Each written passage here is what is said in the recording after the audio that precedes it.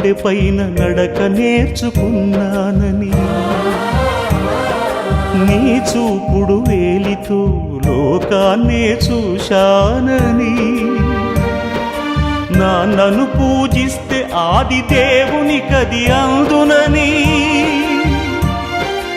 అమ్మకు బ్రహ్మకు మధ్యన నాన్నే ఒక నిచ్చెనని తెలియనైతి తండ్రి, ఎరుగనైతి నాన్న.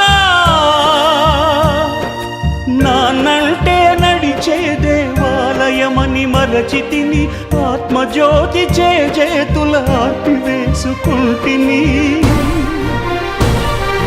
మరచిపోయి కూడా నన్ను మన్నించొద్దమ్మా,